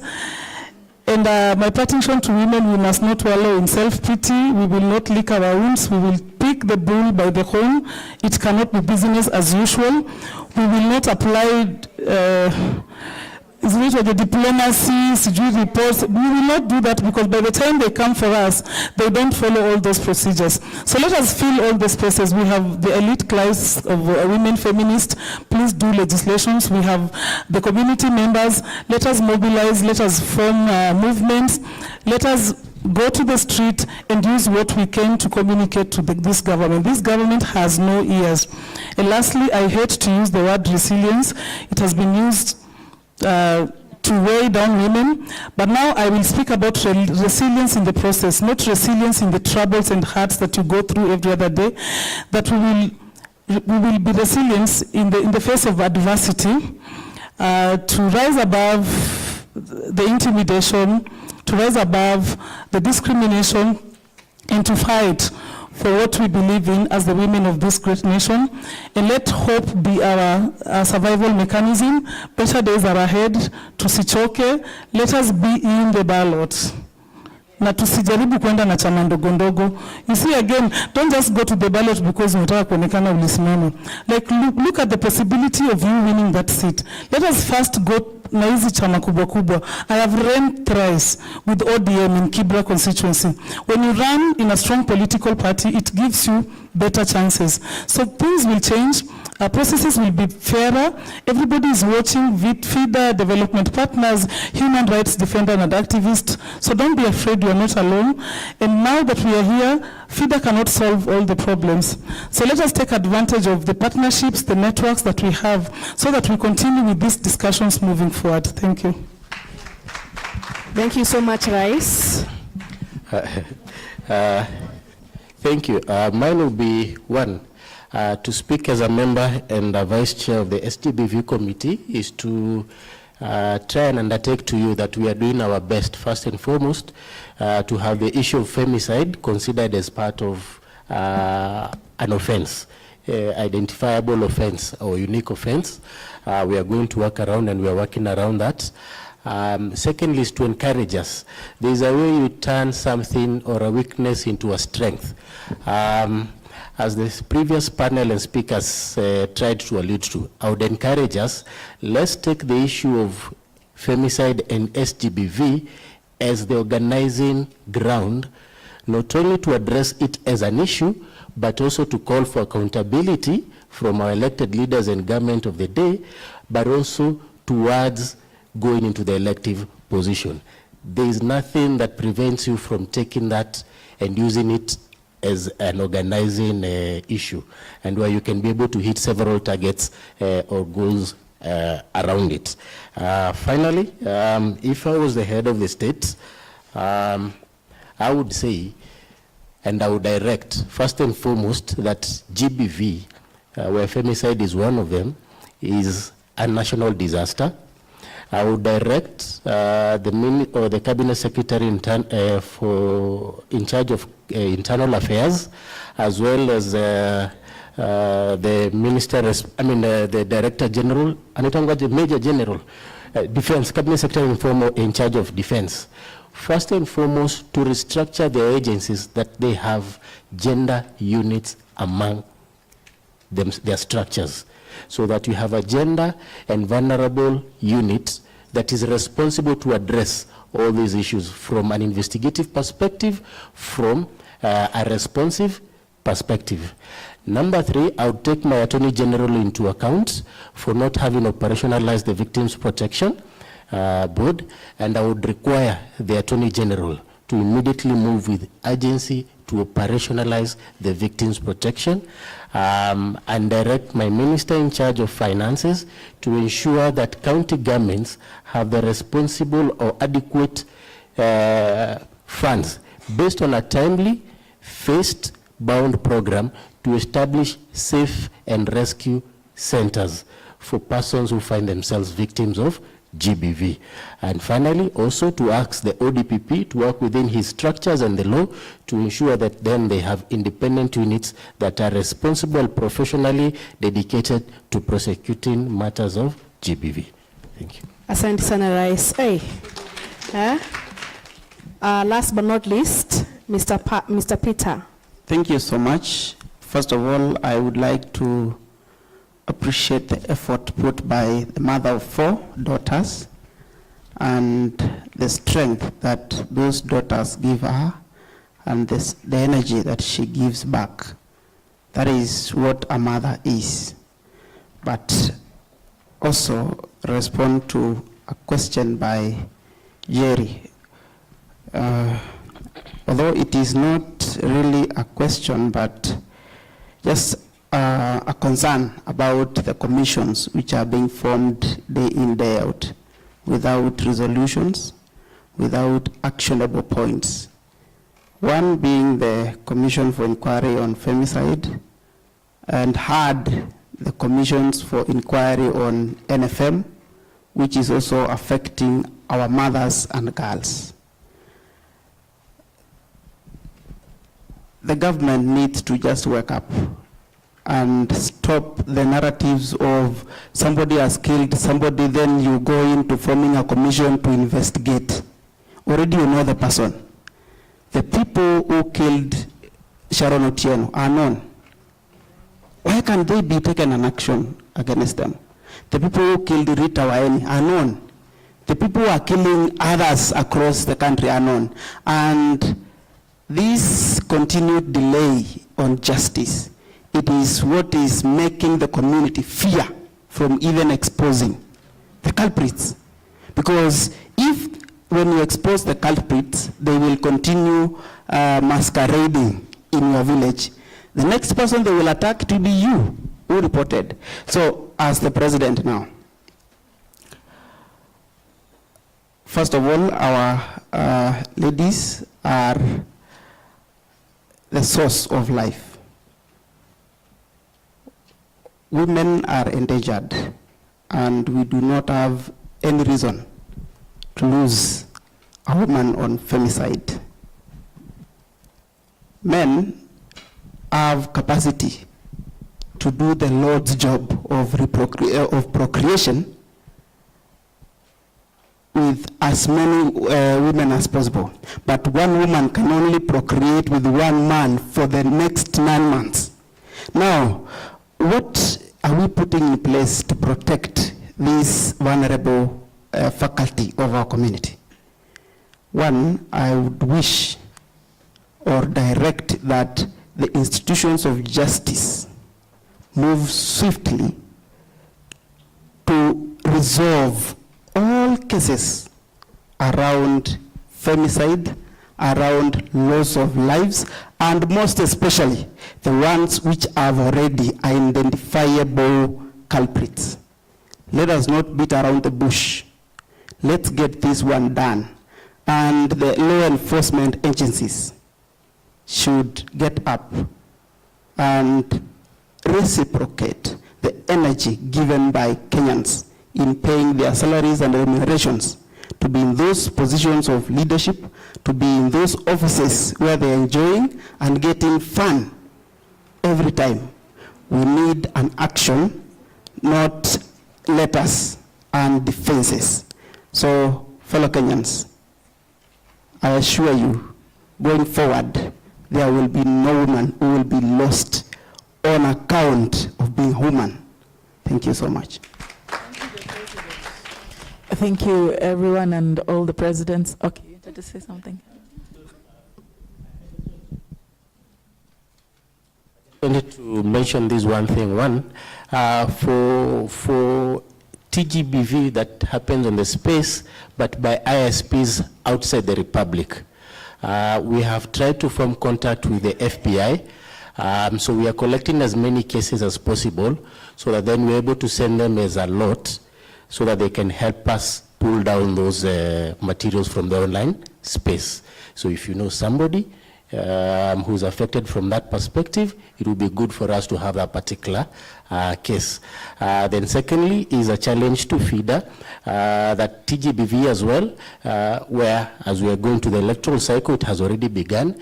For purposes of character assassination, it will be good to see how we format a PIL from that perspective so that then we're able to guard our women, aspiring leaders, from character assassination based on TGBF in terms of disinformation and all that. Thank you.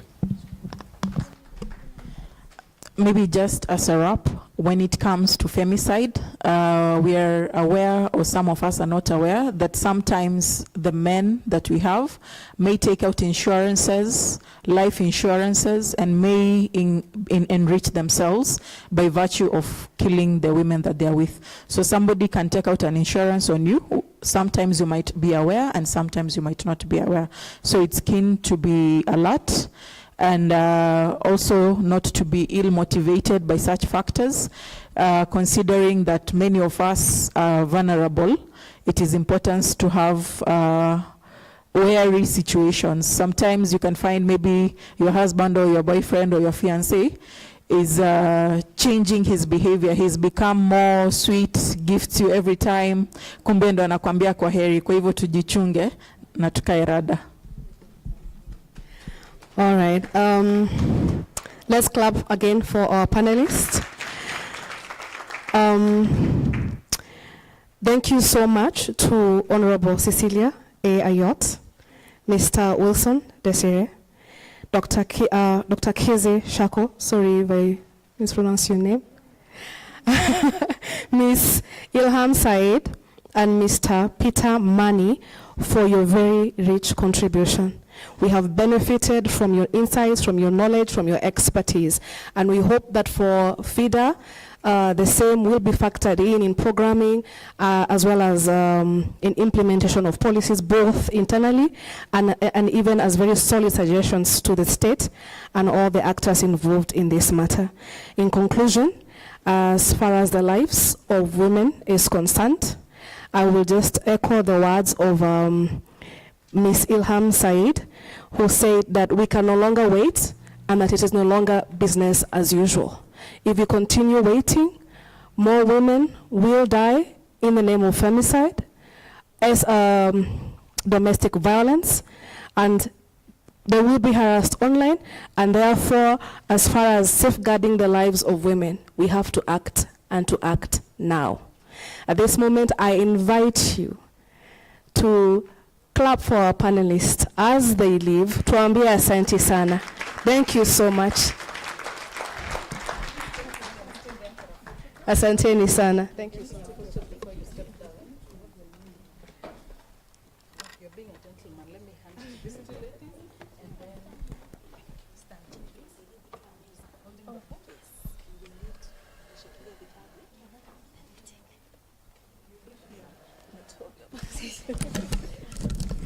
The glasses.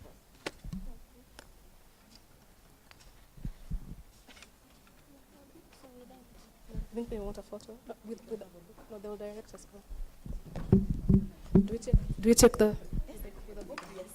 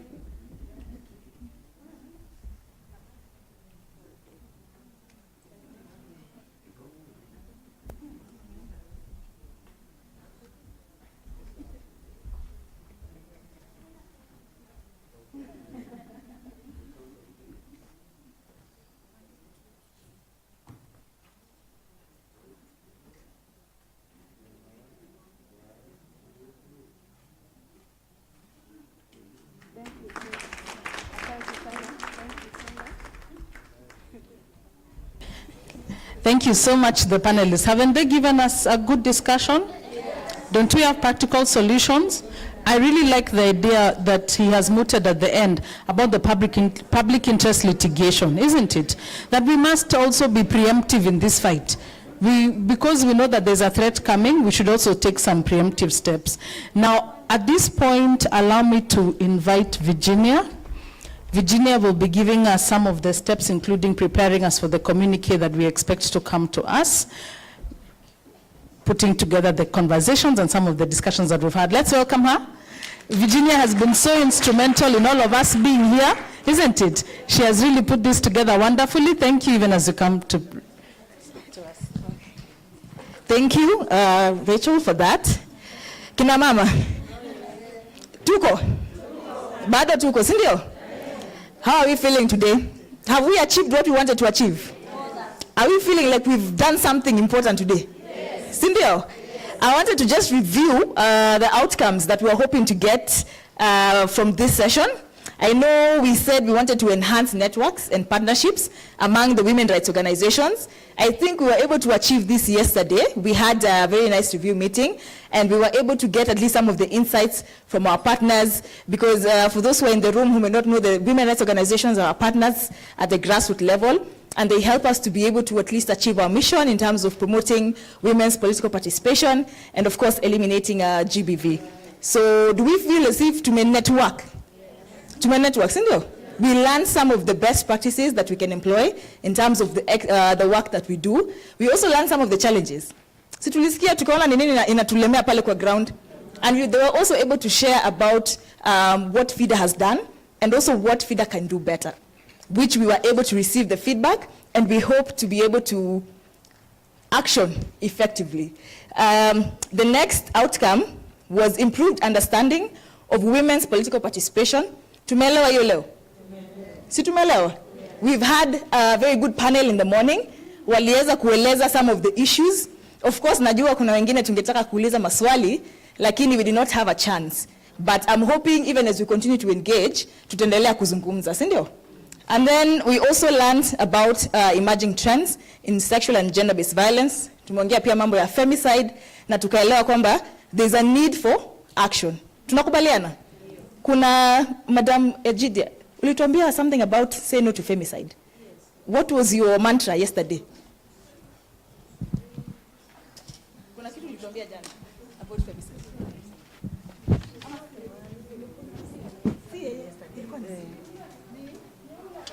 Yuko wapi?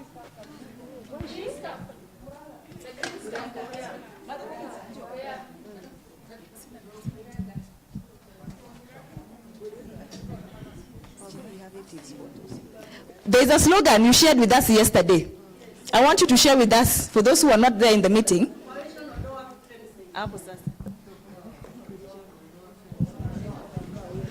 Hello, honorable members. Yeah, yesterday was charged, and that's why I came with that slogan of Operation Odoa Femicide. Reason why? Since morning I was itching to see something because I have a fresh case in my heart. A lady who was employed, a house help, who was attacked by the man in the house. The wife went to job. They left the husband together, but the man came back to the house, in the house. So this lady, she's an elderly woman. And when the man wanted to rape this lady, but the lady refused because she respected the family. When the lady, the man overpowered the woman, and the woman refused. She really fought for her freedom. This man took water, boiled water, and poured it in the lady. This lady, I have the case in my heart, even Elizabeth is aware. The lady is burnt. I'm telling you, it's only that I cannot expose her pics. So when the lady went to the police station, the man compromised the police. But when the case came online, and FIDA, in fact, when FIDA was mentioned, because I feel proud about FIDA, because even when I'm on the ground, I feel like I'm a FIDA person, officer. I stand up like I'm a bystander, an active bystander of FIDA. So whenever I see any case, I come and I stand strong like one of the officers. So when these people heard about FIDA, it was on a Sunday. On Monday, the police from Kikuyu, because the case is with the police, they called the lady. Okay, we shall guard for the lady because she was left with nothing, and she's a single woman. So the police, the OCPD called the lady, and I'm telling you, it's good. And let's. I don't know how I can put. Let's be active. That's the right word for me. It's be active, bystanders. Because when this FIDA, when we mentioned FIDA, the police acted immediately, and as we are talking, the man is in the cell. He's having 14 days. So, and they say that they are waiting now for the report. You know, there's that procedure, so they are waiting for the report. If the case does not favor the lady, because the lady is suffering, if the case does not favor the lady, we are coming to you, FIDA. And I'm happy for Madam Elizabeth because she acted immediately. And she gave me a number whereby the lady was to book an appointment with the lawyer. So that's where we are. That's why I was yesterday's child saying we must say no to femicide because the lady in the house supported the husband. And I was asking myself, if the lady is supporting the wife, the man against the lady, she's the next victim. So here we are, ladies. As much as this man is your husband, the lover, who is this lady? You have a perpetrator in your house. So, okay. Okay, please. I don't live with the man. Oh. I'm trying to say that vile niko hapa nimepata ujumbe amekuja kwa nyumba yangu. Okay. Yeah, because I was so mad with her. I was so mad with her because there is no slip of the tongue in psychology. This is a suicidal ideation, a suicidal person who can kill you anytime. And we are here as FIDA. waiting for that report to see this lady, our potential leader coming up, just because this man is your husband. But thank you for that collection. I have 2 others here with me. I will not mention their names. They're living with their husbands. Women are fearing, and somebody talked of finances. The fear of the unknown. Kindly ladies, as much as these are our men, we love them, they are the father of our children, let us not protect them. If they are abusing our fellow women, surely you are also a woman. So let us protect our women, let us protect our children, let us protect our ladies. So kindly join me in this Operation Odoa Femicide. And if you are there, sorry? Oh, operations, Operation Odoa Femicide. If you start there, right now after this conference, sisi wote kwa wall, kwa groups, tuseme Operation Odoa, itakuwa, they will create an impact, a positive impact against it. Because tunaongea tu, tunaona cases, like now we heard that there's that case ya leo tunangojea, so surely, let us say no to this femicide. Let's appreciate her for that. Tumekubaliana operation? Sawa. Thank you so much for that. And of course, we realize, as you're saying, there are still some cases that we still need to follow up. I'm happy that at least Elizabeth was able to act promptly on that matter, and we will always be available for you. So where you need our support, we are always available for you. For now, because of time, allow me to welcome the partners who are going to read for us our communique to just come. Yes? Mm-hmm.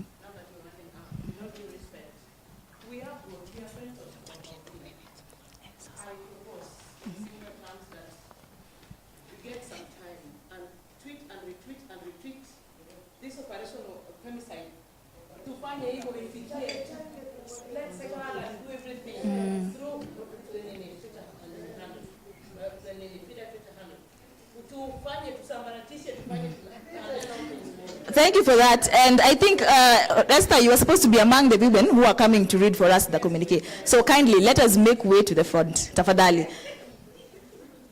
There were 3 of us. Esther, you are one of them. Kindly.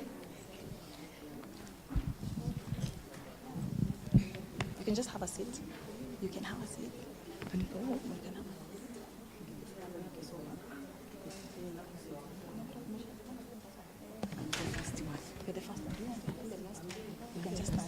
There's somebody who's Esther.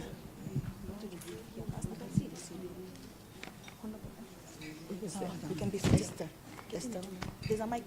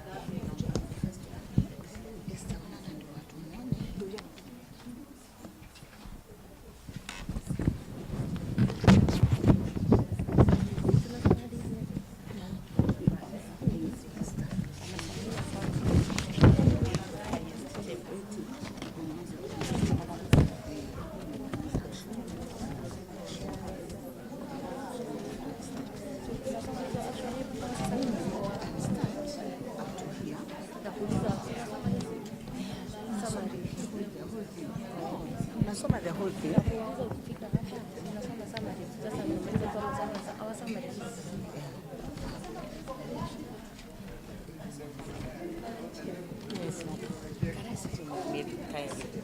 Yes.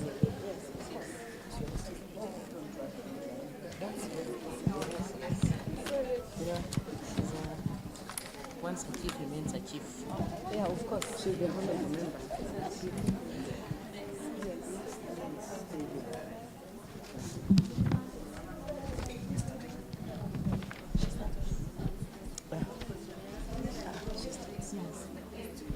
Good afternoon, all of you. Good afternoon once again. This is Constance Lundi from Taita Taveta County, senior retired chief, and also a member of FIDA. I'm going to read our communique from the National Human Rights Organization conference, which is from 14th and 15th November 2024. Theme: the transformational future of women leadership, adapting in the changing landscape and creation of safe spaces for women and girls. On behalf of the Federation of Women Lawyers in Kenya, FIDA Kenya, and all partners and stakeholders, we are pleased to announce the successful conclusion of the National Women Rights Organization Conference held on 14th and 15th November 2024. The landmark event brought together a diverse coalition of over 200 women-led organizations and leaders from all 47 counties of Kenya, committed to the advancement of women's rights and the eradication of sexual and gender-based violence, SGBV, in our society. Summary: the conference provided a vital platform for the discussion on the pressing issues facing women in Kenya, focusing on the transformational role of women leadership in the navigating the evolving social political landscape. The session delved into critical areas such as the 2/3 gender rule, femicide, political instability, and the judicial challenges hindering the full participation of women in the governance, leadership, and decision-making processes.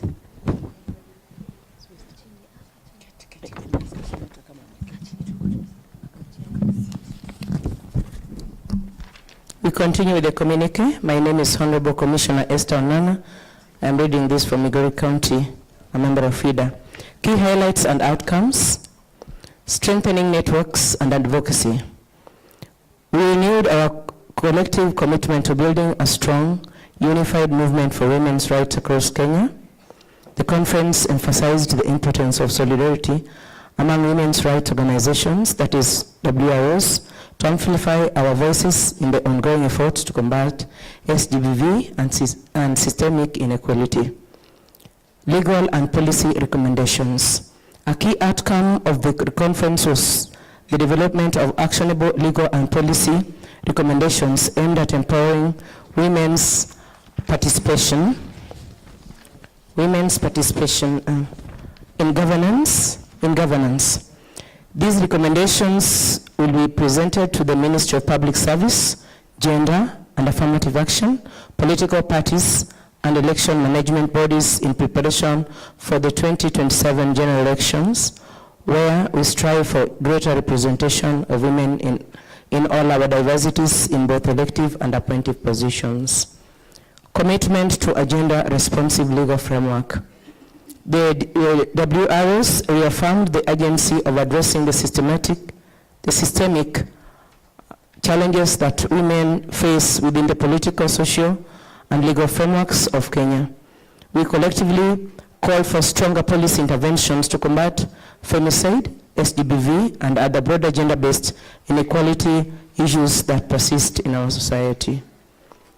Emerging trends and policy advocacy. The conference also focused on emerging trends in women's political participation and SGBV, calling for enhanced efforts to raise awareness and implement preventive measures. A robust dialogue platform was created for continued engagement between policymakers, legal experts, and women's rights organizations to drive systemic change and gender equality. Preparation for 2027 general elections. The conference outlined a roadmap for enhancing women's political participation ahead of the 2027 general elections. This includes prioritizing women's leadership training, mentorship programs, and awareness campaigns to ensure more women are not only elected, but also have the tools and support to succeed in leadership roles at all levels. Our actionable next steps. Moving forward, we will continue to foster collaboration among women rights organizations with the goal of expanding the influence of women in all spheres of governance, policy making, and societal transformation. The following actions will be prioritized. 1. Advocacy for the enforcement of the two-third gender rule and elimination of gender-based violence, strengthening women's representation in all local, national, and international levels. 3. Ongoing mentorship and capacity building programs for newly elected women leaders. 4. Enhanced focus on women's safety, both physical and digitally, in public life. In our closing remarks, as we move forward, we are inspired by the unwavering resolve of women leaders across Kenya. We have continued to challenge patriarchal structures and create pathways for meaningful change. The National Women Rights Organization Conference was not only a moment to reflect on the achievements, but also a call for action, reminding us that the future of women's leadership requires our collective action, solidarity, and commitment to creating safe, equitable spaces for women and girls. We call upon all stakeholders, including government bodies, civil society organizations, and the private sector to support our ongoing efforts and contribute to the realization of a gender-equal Kenya.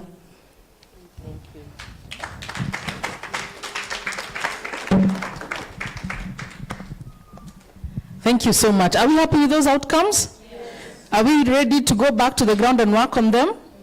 I believe that this is going to be a really powerful year for us, because as we are putting to task Operation End Femicide, Operation Ondoa Femicide, I believe that it can be done, and we have all the resources in the room to do it. Allow me at this time to invite our board member, our upcoming representative for the Western region, Phyllis Chepkemboi. Let's now give her a round of applause as she comes to give us the closing remarks. Thank you. Would you like to? Oh, yeah. Okay. I think height matters. I'm advising that height matters. Indio, we might not see her. Okay.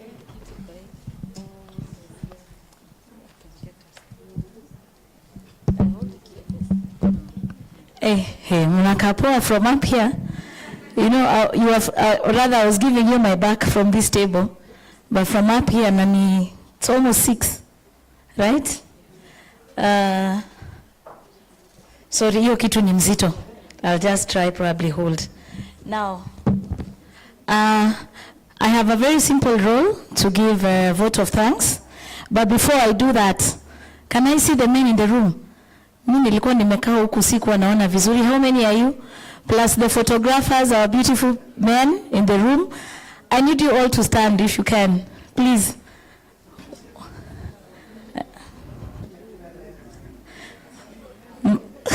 That's a good number. I need you to say this. I am strong and I'm smart.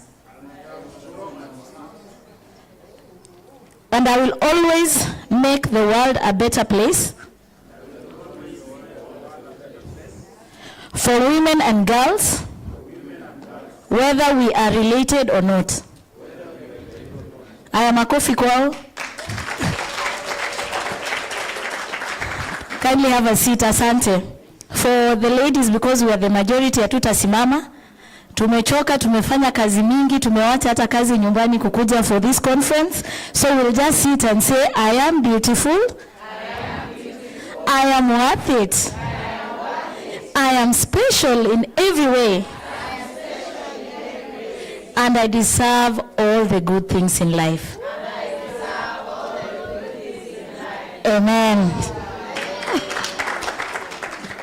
So the chair, our chair spoke earlier. She had to leave this afternoon, but of course she left majority of us still here. I could tell from the program in the morning, either we came late, we didn't have introductions, and when my chair came up on stage, she also, tunasema head up, she wished to have introduced the board members, especially for our members.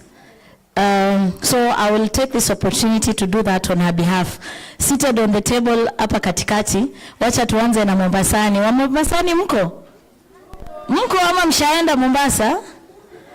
Aya, Jane, please stand. That is Jane Onyango. She is a feeder board member representing Coast Region. I'm sure wa Mombasa wamjua. Aya. Angela, please stand. Na uangalie wale, unajua tunaangalia huko mjaona huko mambo. That's Angela Mwandungo. She's the secretary to the feeder board. She does a good job. Yeye ni wakili hapa Nairobi. Jane is an advocate in Mombasa. Next to her, that is Cynthia Mudae. She's a member, a board member, wanaitwa general members. Mimi ni Phyllis Chepkemboi, msichana wa Kisumu, yani Chepkemboi wa Kisumu. Kwetu ni Wasingishu, but I live and work in Kisumu and I'm an advocate there. I want to take this opportunity to thank all of you for taking your time. First and foremost, the Secretariat, please, are you here? Please stand. I won't introduce you by name. I don't want to forget the people that have worked tirelessly to make sure we are here today. These are our beautiful staff of Feeder Kenya that do everything to make the lives of women and girls better. Asante.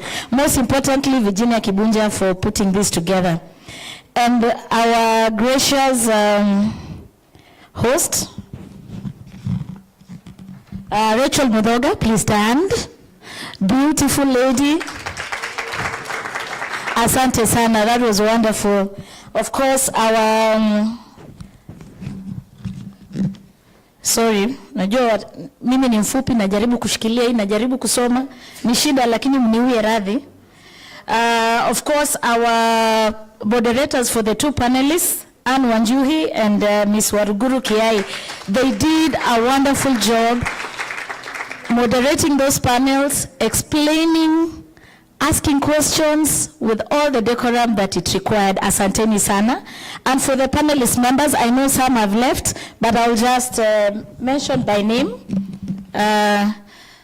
Honorable Priscilla Nyokabi, Honorable Ruth Wanjiku, Franklin Mukwanja, Asha Bashir, Ms. Wanja Maina, Cecilia Ayot, alienda, but that was wonderful. Wilson, nasema Desire ama Desire. Dr. Kizi Shako, I'm your good follower and I like everything that you do. Ms. Ilsham Said and Peter Mani. Asanteni sana. Of course, we'll not forget the people that, sat in their boardrooms, made budgets to make sure that we can have such a sitting. Makofi kwa USAID, LGN, UKAID, Akina Mama wa Afrika, and of course, Womankind Worldwide, the feeder team that I've just explained, the Women Rights Organization for taking time to come. Makofi, clap for yourselves. Of course, we want to thank our photographers, of course, the band. I hope they're still going to entertain us because hatuja dance Virginia. Hatuja dance tafadhali. Na nimesikia kuna watu wameambiwa wasiwe na wasiwasi. Kama room ilikuwa mmeshatoka mnaweza rudi. So we'll go back. So we'll have to dance after here. We thank the band. We thank the hotel. We thank the beautiful arrangement.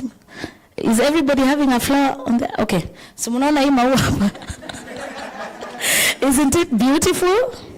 And of course, ultimately, we thank God Almighty to have enabled us to come from wherever we are to be here together.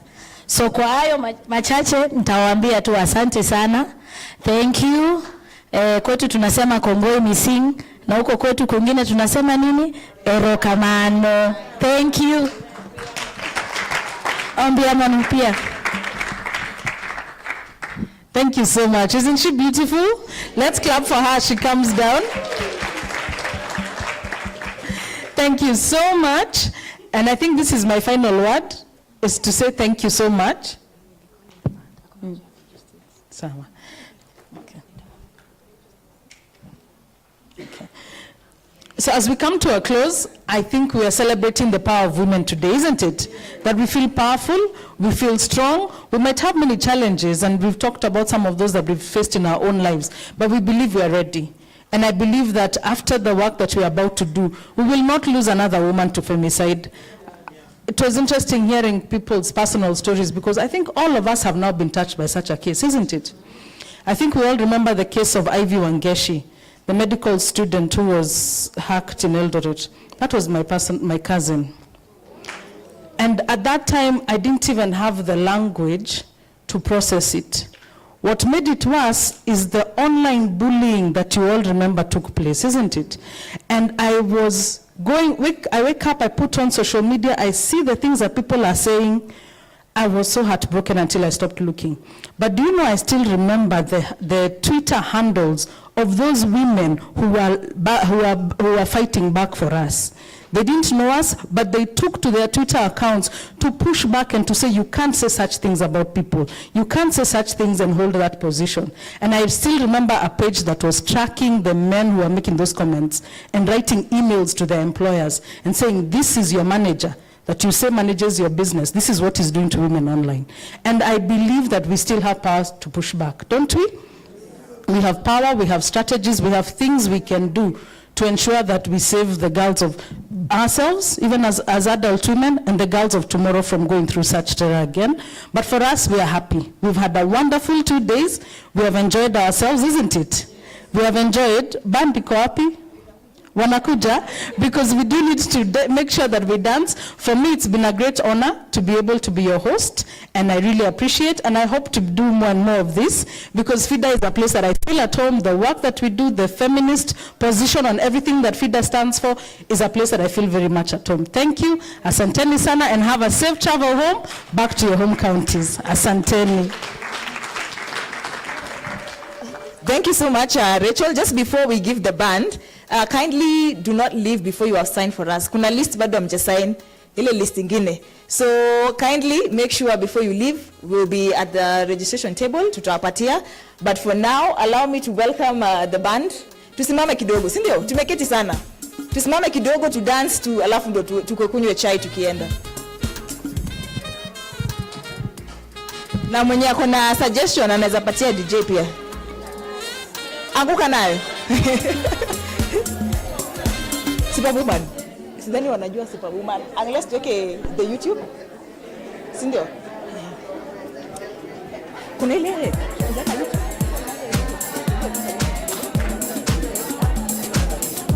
Ito Superwoman. Kuna kumbuka ya Superwoman before tupatie live. I think so. I think you.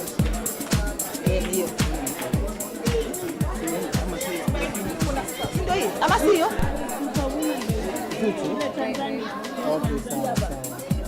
Sawa. Umeiona? Let us stand up and Superwoman, because we are super.